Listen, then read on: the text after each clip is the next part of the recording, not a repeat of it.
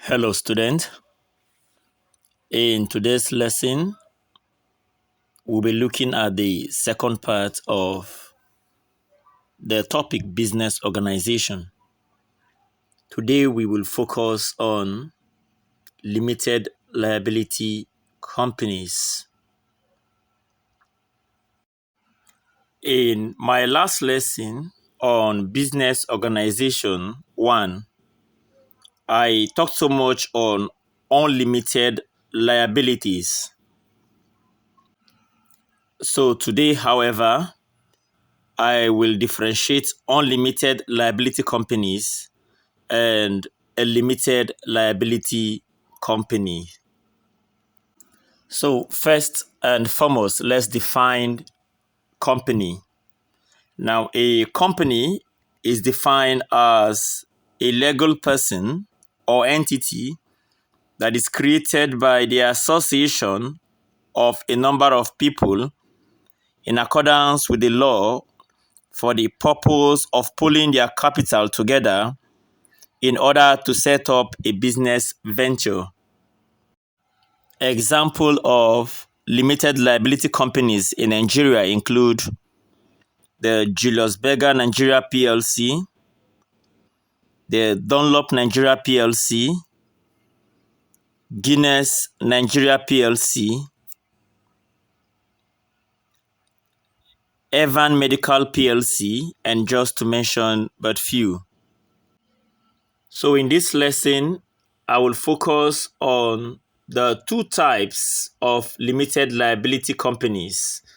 That is, the private limited liability company and the public limited liability company. So beginning with the private limited liability company. This is defined as one in which by its articles restricts the right to transfer its shares, limit the number of its shareholders from 2 to 50, prohibits any invitation to the public to subscribe to its shares, and the last name must end with limited. So the example of a private limited liability company in Nigeria is the Bluebird Nigeria Limited, while the public limited liability company is defined as one which by its articles allow the public to subscribe to its shares, must have a minimum of 7 persons as its shareholder, but no maximum number is prescribed. Examples include Zenith Bank Nigeria PLC, Guinness Nigeria PLC, etc. So right about now, we are going to look at the features, the differences between a private limited liability company and a public limited liability company. So looking at the table on your screen, we'll begin with the first column. Under public, it says it has a minimum number of 7 people as shareholders and no maximum number, while the private has a minimum of 2 and maximum of 50. The public can issue debentures while private can't issue debentures. For public, shares are easily transferable, while for private, shares cannot be transferred without the consent of other shareholders. Then the public companies are owned by shareholders and managed by board of directors, while private companies are owned and controlled by those who contributed the capital for its formation. For the public, they need certificate of trading before they can commence business, while the private do not need certificate of trading to commence business, while the public uses the abbreviation PLC, meaning Public Limited Company. The privates are not allowed to use the abbreviation PLC, but Limited or LTD. So quickly, let's look at the differences between shares and debentures. It will interest you to know that only the public limited liability companies are allowed to issue shares to the public, and as well issue debentures if they intend to raise capital for their business.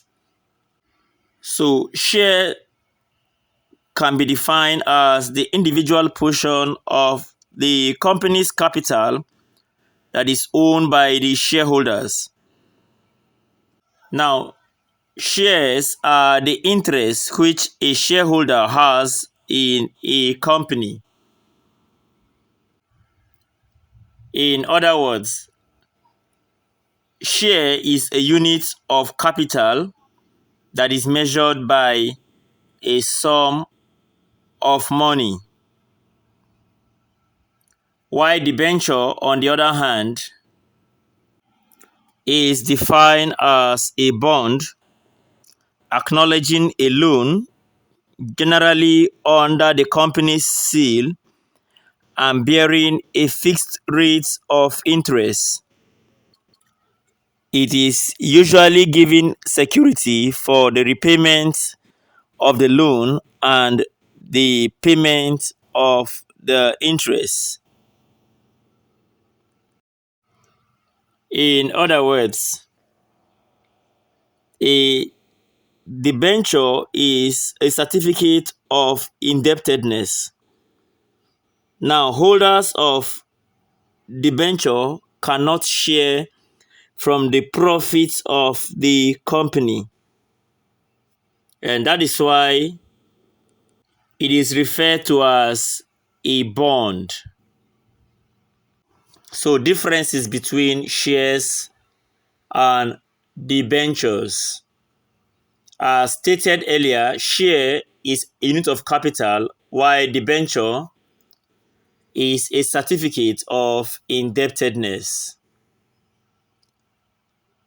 Secondly, a share capital is not a loan to the company, but debenture is definitely a loan. Number 3, shareholders are co-owners of the company, while debenture holders, on the other hand, are creditors to the company. 4, holders of shares receive dividends. That is, shareholders receive dividends, while debenture holders received a fixed rate of interest. Number 5, shareholders will wait for the distribution of profits before they get their dividend, while debenture holders receive their interest before the distribution of profits. Number 6, shareholders are entitled to dividends that may vary according to profit, while debenture holders receive a fixed rate of interest. I want to congratulate you to have made it thus far in today's lesson. Ensure you attempt all quiz and assignments in this module. Do not forget to use the question box for all your questions and suggestions. See you in my next class.